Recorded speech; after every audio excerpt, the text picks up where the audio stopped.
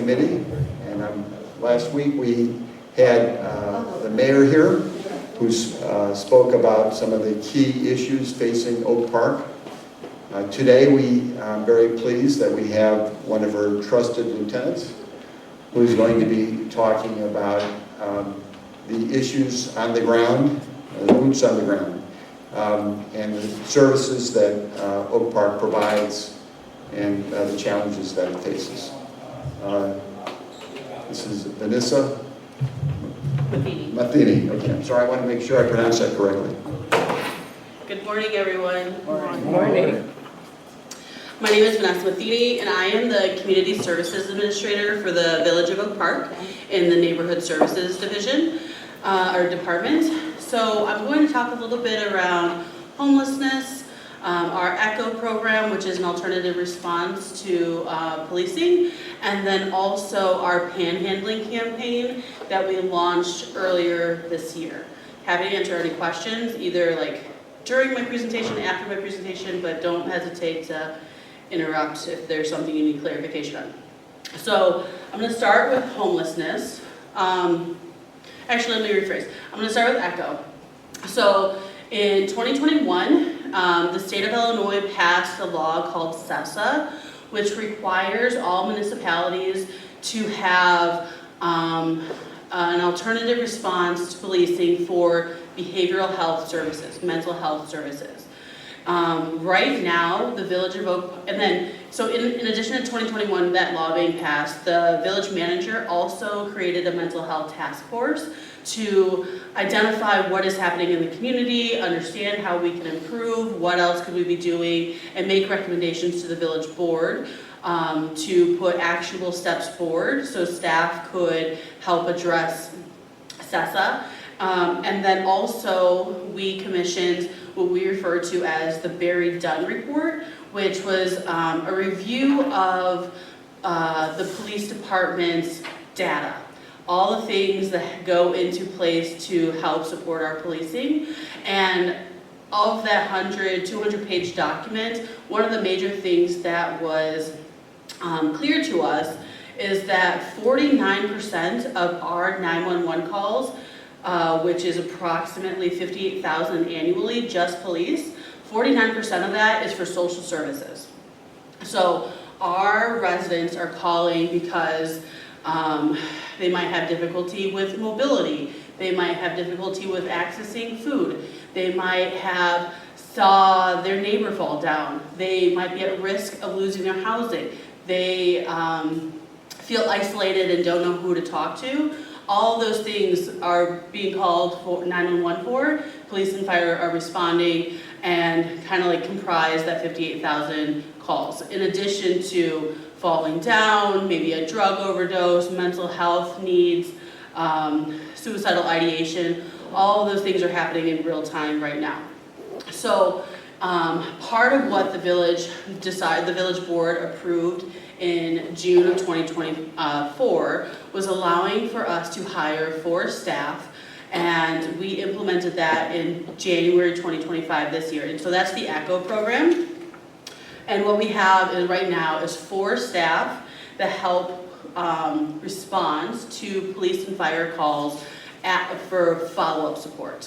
So right now our police are going out and they recognize that perhaps there's a senior that is calling 3 or 4 times a week because they're falling out of their bed, they might, and they're not sure why they're calling 4 times a week, right? So our team will then follow up with that resident and say, this was what was presented to us.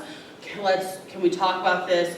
Can we help support you in any way? And in that meantime, we're learning that they're falling out of their bed because they're taking their medicine on an empty stomach because they don't have money to pay for food, or they're determining, do I pay for food or do I pay for my utilities? I also, maybe they have what might be perceived as like some hoarding, so maybe they're also having mobility around their home as well. So we're working with like finding transportation, getting them grab bars, getting them case managers or staff or nursing to come into their home and help better support them, and just like coordinating all those services that were originally just being perceived as falling down and needing help back up out of their bed, but recognizing that there's this list of things that that individual actually needs. Our goal is then to reduce the amount of calls that are happening to 911 and reducing those barriers in each house, so that way police and fire can focus on crime and health concerns, and we can help focus on the residents' needs overall. In addition to that, our care coordinators, our ECHO staff, they go out into the community and they walk the beat with our officers, and they identify if there are unhoused residents in the community. And one, are they connected to Housing Forward? Are they interested in getting shelter? Are they interested in any other services? What's going on? How can we help them at the same time? And we kind of do like a street outreach understanding. We connect them back to a list, which we call a by name list. So we know everyone in the community that is unhoused by name every single day, no matter what. That is our goal, that we know every single person that's in the community. Right now, we have about 40 unsheltered individuals living in the community on the street today. So that's another thing that ECHO helps to do. And I'll talk a little bit more about that too. So talking about homelessness in general, up until maybe 2021, the village did not necessarily see the same level of homelessness in our community that we do now. And I mean by that is that Housing Forward had, I guess up until 2020 when the pandemic started, they had a shelter pad system that rotated between 7 different congregations, and every night they welcomed individuals that were unhoused. And then in 2020 with the pandemic, they started sheltering people in hotels because shelter in place happens, and we learned quickly that sheltering in place, having access to housing, was one key element that helped expedite people getting services and housing faster. And what I mean by that is that we knew where people were every single day. We knew where they slept. We knew what their needs were. We could check in with them. They could charge their phones. They trusted us. And it was a model that worked. Fast forward to 2023, Housing Forward purchased the Ride-In Hotel on Oak Park Avenue, and that offers 65 beds every single night to individuals that are in interim housing or transitional housing waiting for permanent placement. Like waiting for their own apartment, waiting for their own house, but there's a bottleneck system of how long they stay there. We also, in 2023, the village worked with Housing Forward to open up an emergency shelter, and that has been in place at St. Catherine, St. Lucie, 38 North Austin, since January 2023. I was just sharing with Eric that on Friday earlier this week, we participated in a ribbon cutting for Housing Forward because they're transitioning that shelter to 112 South Humphrey, which will allow for 45 beds instead of the current 20 that we have right now. All that to say is that our hope is that those 40 individuals that we see every single day in our community will be able to transition to the new space, have access to that, and then eventually transition to interim housing at the Ride-In. That was a lot of information. Any questions about shelter or ECHO yet? Yes, please. What's the percentage of 911 calls in Oak Park that are not really emergency calls, but they need the assistance of ECHO? I would say it's... Please repeat the question. Of course. So the question was, what is the percentage of calls that are for 911 that are for ECHO and not necessarily, in a non-crisis and not necessarily a crime or, yeah. So it's going to fall in that 49% category because, but separating out that like we still are not in that category. We're not calculating anything that is mental health specific or like suicidal ideation, somebody that might need to go to the hospital, someone that might need a transportation, or someone that might have an overdose, or domestic violence. Everything else, I'd say probably closer to 30% of those 911 calls would be related to ECHO. And then, are they sent out immediately, or do you wait till police respond and then ECHO responds? So right now, so the question is it sent out, is the team sent out immediately? So are they dispatched with police and fire, or do they follow up? Right now, ECHO follows up. We want to ensure safety measures are in place. The state of Illinois is finalizing what dispatch looks like and how we can have a co-response. And the village board is going to determine what co-response looks like. So right now, it's just a follow-up support from police and fire. So after those calls are made to 911, police and fire then come back, or in real time after that situation is addressed and de-escalated, they will then send an email to ECHO and say, we engaged with this resident, here's their contact information, this is the situation that we witnessed or that was presented, and this is, and then our team does an assessment of each resident to have more information and have a better understanding of how we can respond. And has this already reduced the number of calls the police get from some of those people who are calling because they fell out of bed and that kind of thing? The question was, has this already seen a reduction to 911 calls? I'm going to say that's premature, but I'm going to go with yes. Since January, we have already received over, and this is going to seem like a low number, but we've received over 400 referrals. And some of those are, so we're tracking all the referrals, the types of referrals, where they're coming from. We also get a lot of self-referrals from residents, either walking into the village or just calling and not knowing where to go because there's a plethora of resources in this community, but sometimes it can be really overwhelming.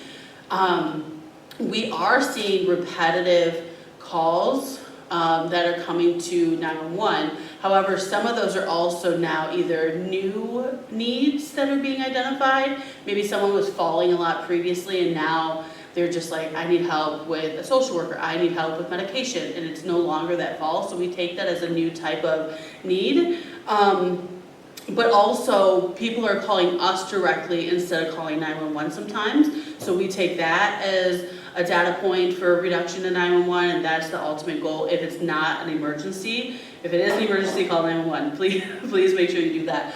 However, we are definitely seeing a reduction from that sense of that they're recognizing that ECHO is able to help support their social service need and will make that choice of not calling 911. I recognize also that 911 is so ingrained in our brains and it's the easiest choice sometimes, it's the first choice, but I think that people have found a way to either keep our email address readily available or their phone number, so that way they're making that initial call to us directly. Of course, yes. It seems like a lot of the calls to 911 aren't related to law enforcement. And I think there's evidence to show that sending either social workers or mental health workers out for some of these initially makes more sense than having the police arrive on their own to deal with these issues. Is that the plan eventually, to move in that direction? Well, I certainly can't speak for the board. However, I know that you are correct. There is a lot of, so the question was, is there's evidence that shows having a social service response instead of police response to support these calls can be beneficial. So there is evidence that shows that.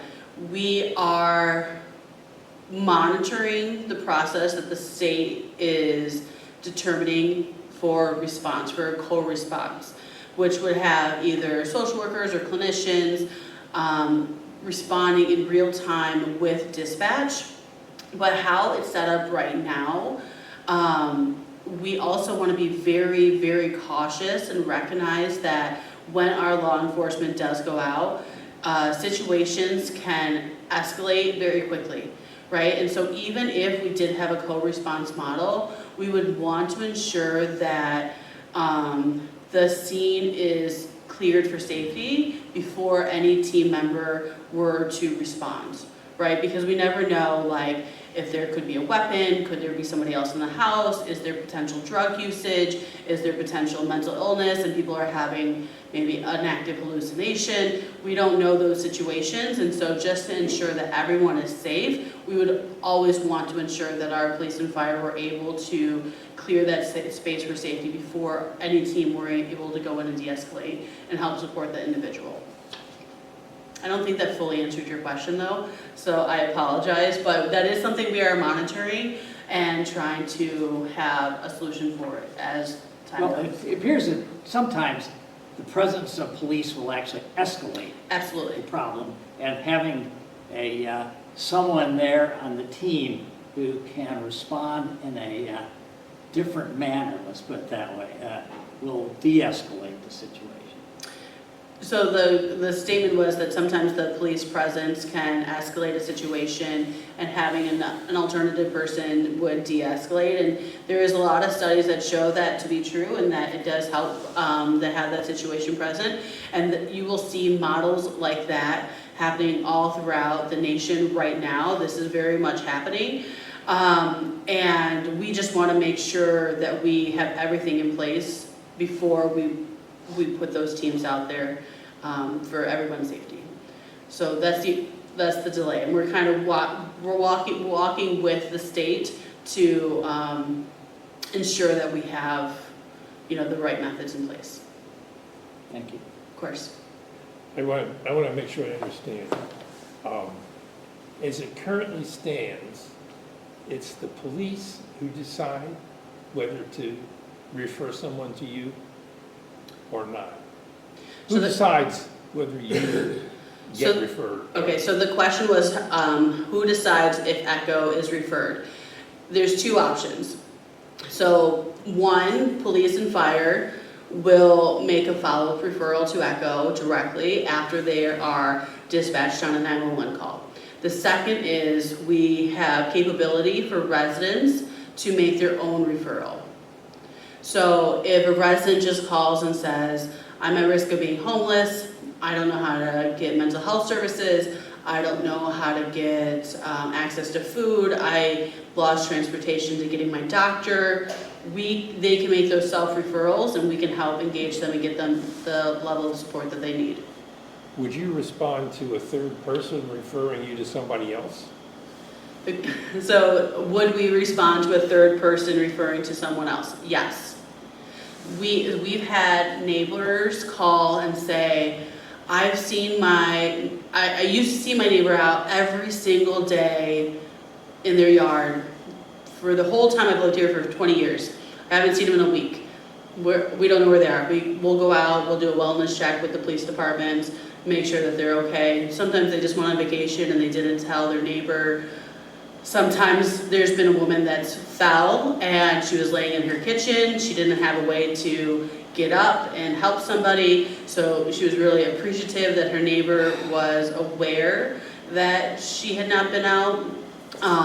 We've also had neighbors call and say, my neighbor's acting kind of strange and we don't know what it is. And we'll kind of do an assessment on both individuals, one, the neighbor that's calling, because maybe they themselves might be experiencing like mental health or anything, and just making some statements that need to be just checked and verified. And then sometimes we're also doing the assessment on the neighbor themselves. Okay. So we'll do a little bit of both. So there's two ways that Yes. things come to you. Yes. Got it. Yes. It sounds to me like some of these services or things I think of as coming from the township. Mm-hmm. How are those two, how do they interact or how do they overlap or do they not? Of course. So the question was that this sounds like something that the township should be doing or that would be happening with the township. So there is a little overlap, but the main difference is that the township focuses on older adults and our youth. And there's a gap of people that are not being focused on, right? So 19-year-olds to 64-year-olds, which is a big demographic here in the village, are not falling into those categories. The township is a strong partner of ours that we refer services to our youth and for seniors and for general assistance, especially like with utilities or help with rental assistance. That's a new partnership that's coming up with the village and the township. But, you know, we also recognize that not one organization is capable of doing it all. And there's 54,000 of you. So we want to make sure that people are not falling through the gaps, and we are better supporting them all. Does Chicago use the same model that you were talking about for Oak Park? You know, Chicago had, the question was, does Chicago use the same model? Chicago has a program called Chicago Cares, and they are focused on certain jurisdictions throughout the city, primarily like west and south, and they focus on more substance use prevention and mental health support. So not the full level of like care coordination that the village does, and it's very targeted for them, but they do try to have some similar responsibilities. Any other questions, or should I go on? Okay, the other thing I wanted to talk about is our panhandling campaign. And I know that there have been maybe some confusion or some mixed messages or some uncertainty of the panhandling campaign. But the campaign was launched in March of 2025. And the focus is reducing panhandling, but by redirecting that give. So we have individuals, as I mentioned, we have about 40 individuals that are unsheltered right now in the community. And sometimes they're easily found, but we also recognize that there's a very generous community here, and that want to give back and want to engage with people. And we also recognize that there are individuals in our community that are panhandling that are not actually unhoused. And it's hard for the average person to distinguish between who is unhoused, who is not unhoused. I will also say, you are welcome to give to anyone that you want, regardless of their housing status, just to be very, very clear.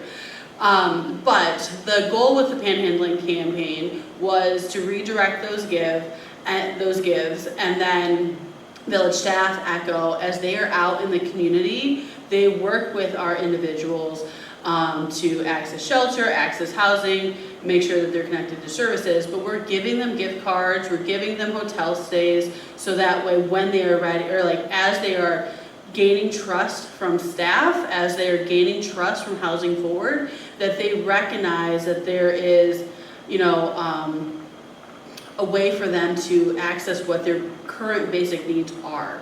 So, you know, it's just a way to, I don't want to say like incentivize, but like we are trying to find a way, because, you know, we do know that some of the unhoused population, when they have gone to shelter in the past, it may not have been a positive experience. We recognize that people have to trust and want to go to the shelter, and if we are able to help by giving them either a temporary hotel stay or gift cards to like get through the current day, then we are using that as a way to strengthen that relationship, and hopefully they will gain trust and want to work with us and access those shelters in real time. We are, you know, that is our goal. And I think that there is this misconception of, I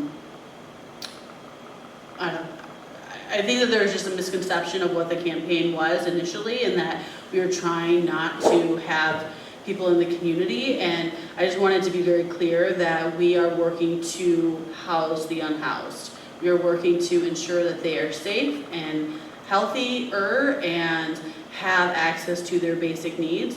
And we recognize that it's not always readily available. And so if we are able to incentivize that in a way of working together with ECHO and Housing Forward, then, that was one of the ways that we were trying to do that.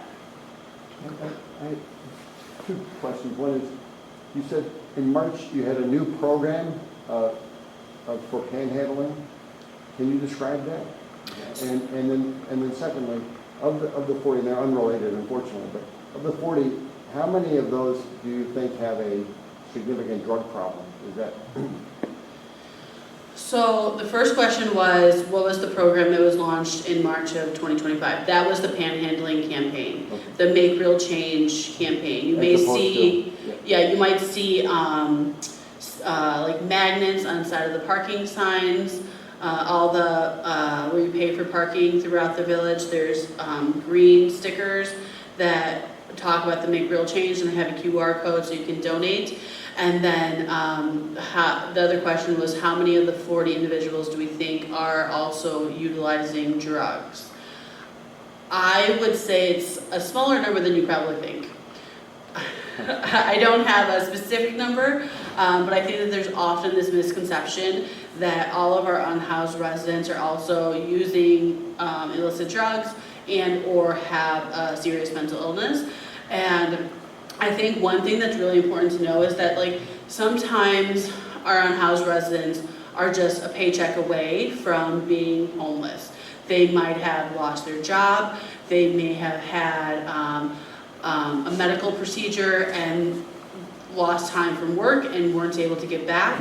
They may have went through a divorce and paying child support and then lost their job. Like, I don't think that, I think that there's a misconception that most of our unhoused residents have mental illness and or drug use, when that is not necessarily the case. And right now we are actually seeing a lot of unhoused families that are in our community with children that are going to our schools and they're sleeping in their cars because it is really costly to live in this community. And they are, working 2 to 4 jobs between parents and trying to make ends meet. And it's just really difficult. So I think that the number of people that are actually using drugs is much smaller than you may think. I don't have that statistic in my head at the moment, but I know that the last time that we had kind of went over some of those data pieces, that it was a very minimal number, like less than 5. Of course. Of the 40 who resist being housed, what reasons do they give for not wanting to be? So the question was, the 40 that are resisting being housed, what is the reasoning for that? And it's not necessarily a resistance. The shelter capacity at St. Catherine St. Lucie is only for 20 beds. And it has been at capacity since opening January 2023. So there's a shortage right now of shelter beds, and right now we're estimating that shortage to be about 5,300 within the state of Illinois. And so they're just waiting for other people to go through the process so that way a bed opens up. I had also shared with Eric just before this that right now it is estimated in the state of Illinois that for somebody to be identified on the street to being permanently housed, it's averaging 2.2 years in the state of Illinois. So again, it's not about not wanting shelter, it's just not having access to shelter, not having access to housing. We launched a campaign about a year ago. It was the 100-day challenge, and our goal was to house 67 people in 100 days throughout, not just in Oak Park, throughout West Cook County. We were thankfully able to do that within 123 days, 123 people within 100 days. However, part of the challenge that we also received is that landlords are uninterested in partnering with us. They might have had an experience at one point in time that did not end positively. They don't trust the process as well. But we have, from my perspective, if we have individuals that have income, that whether that might be through an entitlement program with the federal government or the state of Illinois, and can pay a monthly cost at the market rate, but people are unwilling to rent to them because they might have a lower credit score, or they might not have a consistent job history. There's hesitancy to do that. So part of my responsibilities are also working to find landlords that are willing to partner with us so we can move the people into housing faster. It's very challenging, but we attempt it every single day. So any other questions about just housing or panhandling in general? The other thing I would add is that there is a difference between panhandling and soliciting. So panhandling is just asking for money, where soliciting, and that is not illegal. That is protected under the First Amendment right, and that is not something that we enforce here in the Village of Oak Park. The second is soliciting, which is considered to be illegal, and that is the sale of a good for money. It's not protected under one of the First Amendments. However, it's not as enforced as some people wish that it was. But our police department will ask people to like move along, because sometimes they'll go inside of businesses, or they'll so sometimes they'll go inside of businesses. ECHO will sometimes go out with our police department as well and have a conversation with people about soliciting and where they should or should not be doing that as well. So let me be clear, soliciting is any time they're trying to sell you something, plus a donation, I guess, so they might have a candy bar that you give them $10 for. That's soliciting? Correct. They asked what the definition of soliciting was, but he was correct. It's sale of an item. Yes? I'm late, so I'm It's all right. cover this. We have, I'm pretty sure these are Venezuelan or people from Latin America that are on the street corners selling candy. And so is that considered soliciting? The question was if there's individuals, maybe Venezuelan families, that might be selling items on the corners in Oak Park, is that considered soliciting? I see quite a few, like on Lake Street, different, I can mention several locations. That is considered soliciting, yes. So, but there doesn't seem to be any, so that it's like this mom with a small child, probably moves on after a short time to a different location. I mean, that's what I think of soliciting. Yeah. I don't think there's any, buddy that's stopping, any law enforcement stopping this. So our officer, so the question was, what's the parents with small children in the community, and are they being stopped or asked to stop soliciting if they're in the community? So our officers and ECHO will go and have a conversation with them, but are we ticketing people? No, we're not. But are we having a conversation of like what is allowable in the community and what we are asking them to do? Yes, we are. We also recognize that some of those families are not staying here in this community. They come here early in the morning and they will leave later in the day, and but they are not necessarily unhoused in our community, and we wouldn't put them into our data points as being so. Yes. So those folks, we were told in a previous session here on Sunday morning that the enterprise behind that is organized, it's run by people, they provide the goods and collect a major part of the money. My question is, the people who are doing that, organizers, people that are behind that, is that illegal, and is there any effort to arrest them? Because they're really taking advantage of people who shouldn't be taking advantage.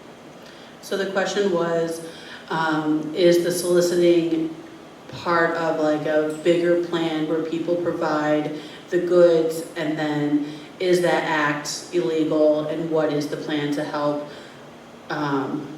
mitigate that action happening overall? Did that answer come from one of our police department members, or?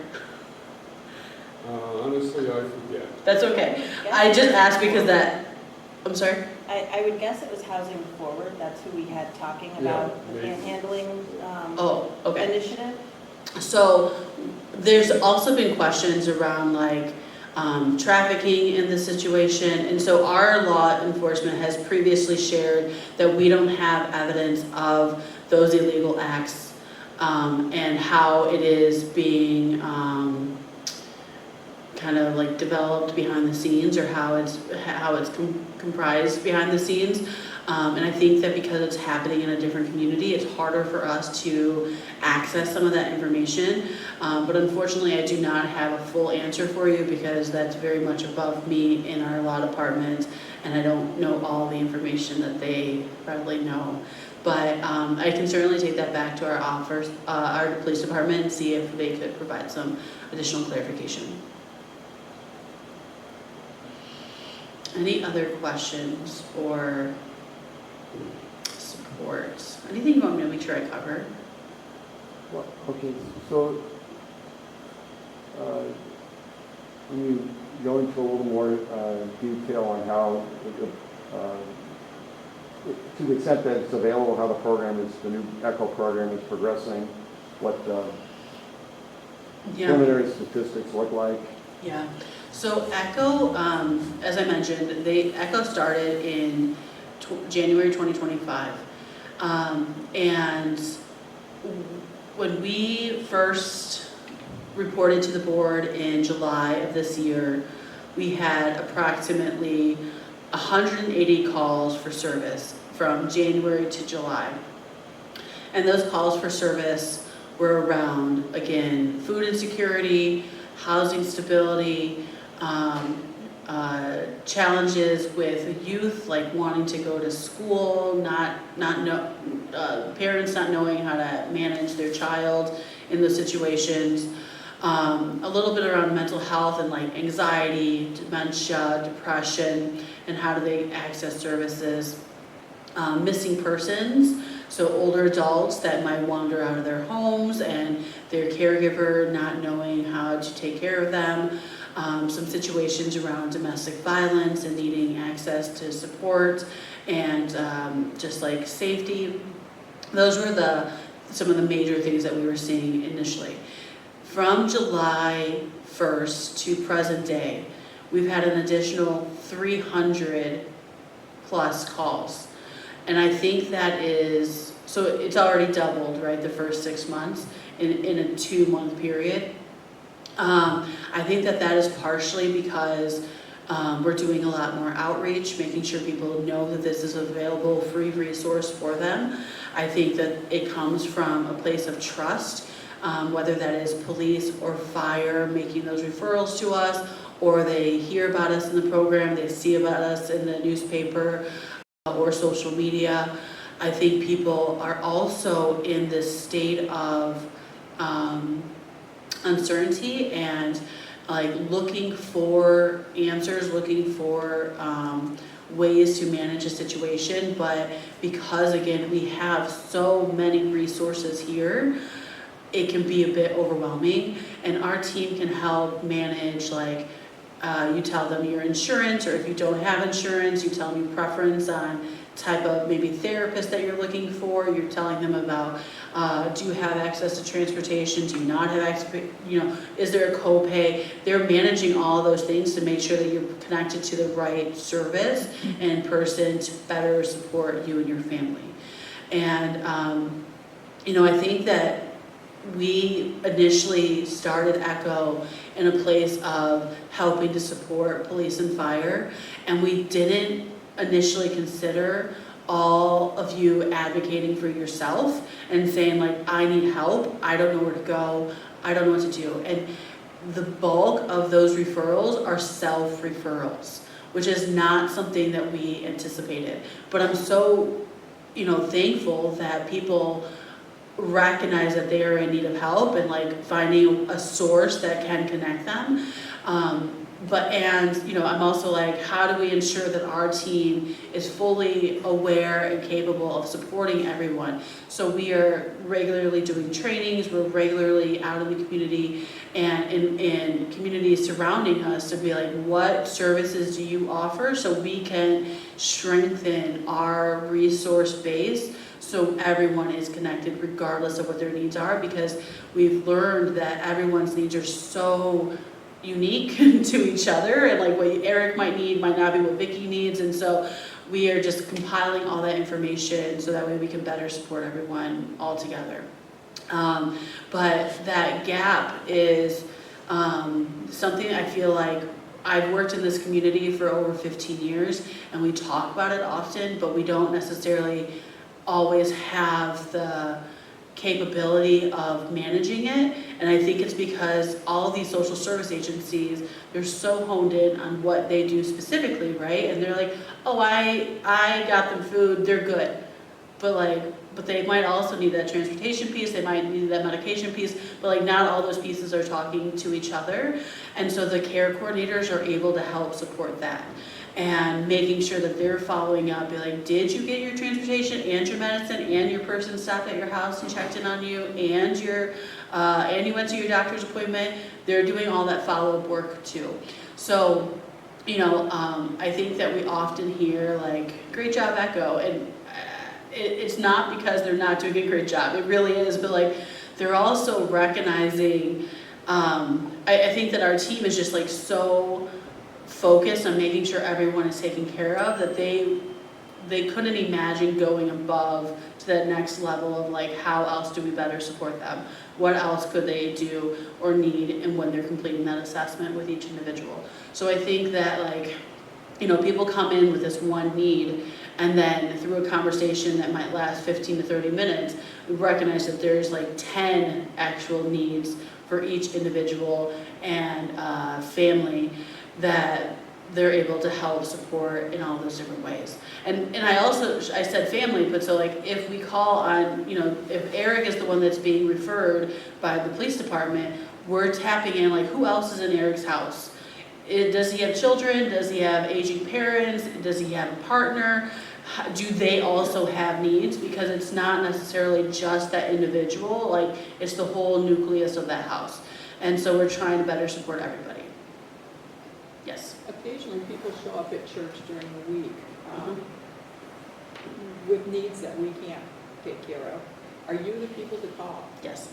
So the question was, occasionally people show up at church with needs that they are unable to help support. Do they call ECHO? Yes. Yes, call. What's your number? I have flyers over here on the table with our email address and our phone number. And it rings to every one of our lines, and same with the email, it goes to all of us. So you'll get 4 people immediately, and they respond within real time, a couple hours, maybe less, to just say, okay, understood. And the basic information that we really need is person's name, their phone number, and or whatever kind of service they're looking for at that moment in time, and then we can take it from there. There's no like 311 system in this town. Do they ever talk about that? Where instead of calling 911, people get used to calling a different 3-digit number? Yeah. The question was, is there a 311 in this community? We talk about it, we don't have it. The only other number besides for 911 that I would make sure to reference is 988, which is our suicide prevention hotline. That's the national number that we encourage people to call if they're ever feeling thoughts of suicide, depression, etc. But you'll get a clinician in real time for 988. There's a question over here. Yes, so the demand for your services is growing dramatically.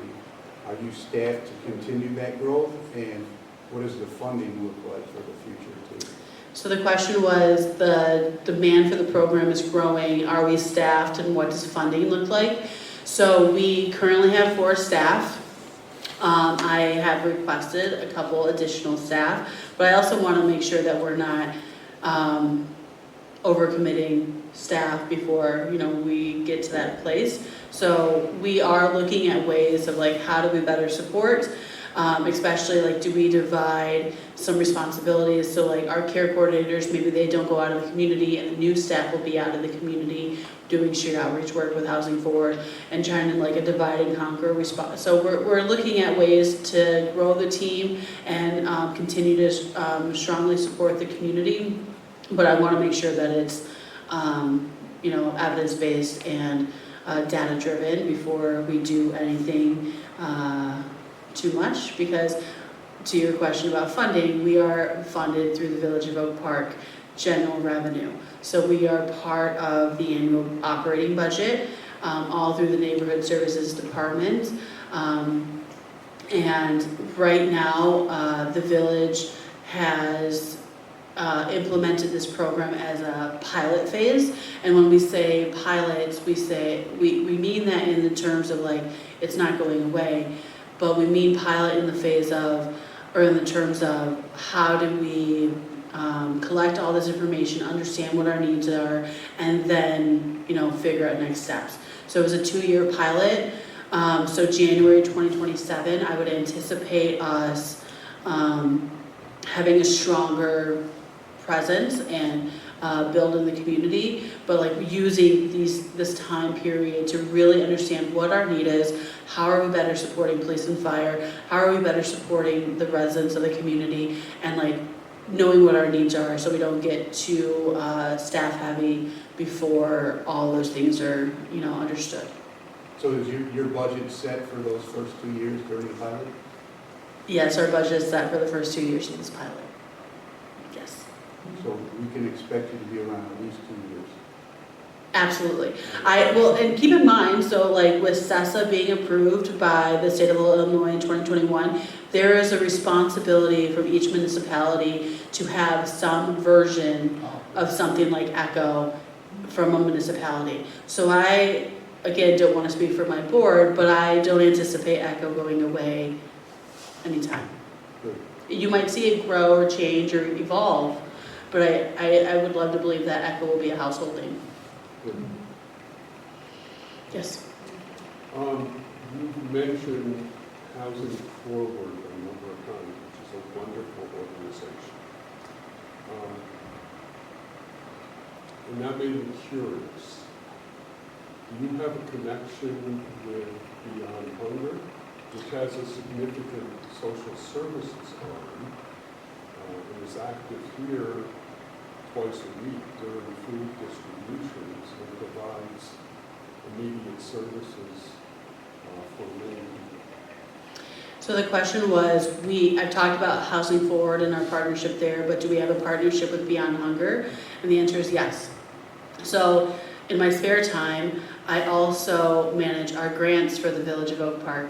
And one of the funding partners that we have is Beyond Hunger. And so we fund them through the Village of Oak Park, but they are a partner of ECHO as well, because we are constantly referring people. We know about their 2 days a week with their pickup, delivery, their entitlement program benefits, all those things that they help connect people to.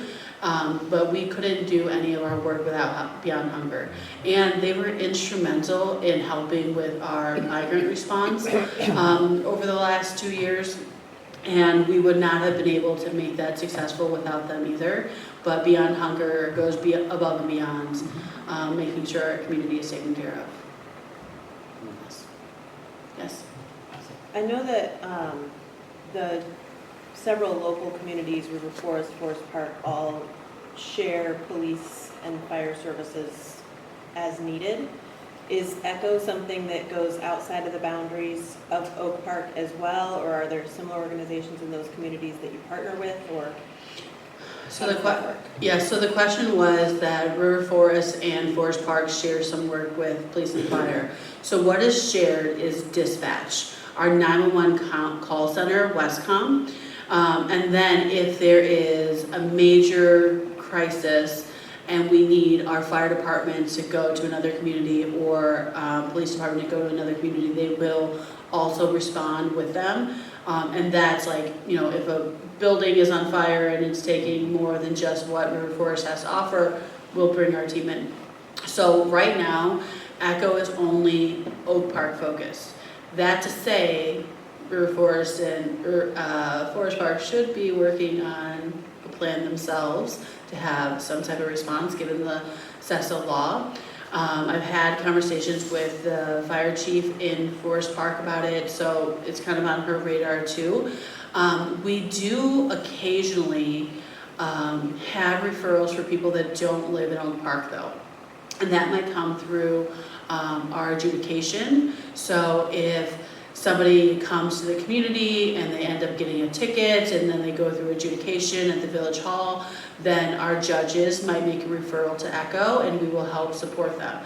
And I'm a strong believer that, you know, we're not too busy to help other people, and we have all these services available to us. If it's as easy as like making a couple phone calls and understanding what their needs are and connecting them, why not? You know, why not? So it's not something that we advertise in other communities, but if other people are calling us and are in need of services, I ask my team to take care of that, because I truly believe that we're meeting some people sometimes at their worst, and to just be like, oh, we don't help you when they're already having a bad day and it probably took a lot of effort to make that phone call, we should just do the right thing and help them in that real time. Yeah. You said that, that you had a ribbon cutting ceremony for a new temporary bed facility that increased the number of temporary beds from 20 to 45. What impact has that had on the community and the number of homelessness in Oak Park? Did I say that to you? Just I don't know. I I said it to you guys too? Yeah. She said 40 Yes. beds. Yeah, so 40 beds at 112 South Humphrey. We should see, you know, a reduction. I would hope. I keep telling everyone, you give me another shelter, we're going to see reduced homelessness. But we should see a reduction of homelessness in our community with the increase of shelter. That's going to open very, very soon. I also believe, though, that day one of opening, it's going to be at capacity, and it's not going to end anytime soon. I had said to Eric right before this that we are seeing there's an 18% increase of homelessness across the nation. And I think I mentioned this a moment ago, that right now it's estimated that there's 2.2 years to get from unhoused shelter to permanent housing. And it's a challenge every day, and I encourage people to have some patience and some grace and recognize that most of the people that we're seeing in our community do not want to be unhoused. It's just there's not necessarily quick solutions to not being unhoused. And we are advocating every single day to partner with other communities. Housing Forward serves 26 communities in West Cook County. Oak Park is the only community with a shelter. Only community. So I just want to put that into perspective, right? And there's a question, and something that we get every single day of, are we then encouraging people to come here and be unhoused? And you know, it's a tricky conversation, and perhaps we are, but also Housing Forward was founded in this community over 30 years ago. The shelter is going to be named the Pat Anderson Shelter. I don't know if you guys know Pat Anderson, but she has been a long time Oak Parker since I think she said the 50s, and we would not have Housing Forward if it was not for her. And I couldn't imagine this community not supporting our unhoused residents by any means. So I know that some days it's very, very tough from different perspectives, that people call us and it's very, very clear that they are uncomfortable with seeing unhoused residents. And I understand that, I hear that, but I also want you guys to know that our team is working with Housing Forward and all of our social service agencies every single day to get those people housed. And I hope that other people in our community can have as much empathy and patience for them, because I can't imagine how difficult it is to live out in the elements and not know where your next meal is coming from, and not know when the next time you're going to have a shower or be able to charge your phone, or if you're going to be a victim of a crime because you don't have a house. And people call and they have a lot of not very nice things to say because they pay a lot of taxes in this community, and I completely understand that. I am also an Oak Park resident. However, people tell us that they come to this community because it is safe, it is quiet, people are nice to them, they don't have to worry about being beat up, or maybe even lit on fire in the middle of the night, and we are doing the best that we can every single day. So, sorry, I'll get off my soapbox. Sorry. Yeah, this is absolutely fantastic. Thank you very much. If there's any one more question, I guess you can Yeah. ask her after or now. I just want to say thank you for being here, and thank you Yes. for being you. Thank You're you. just what Yes. we need. Thank Thank you. Thank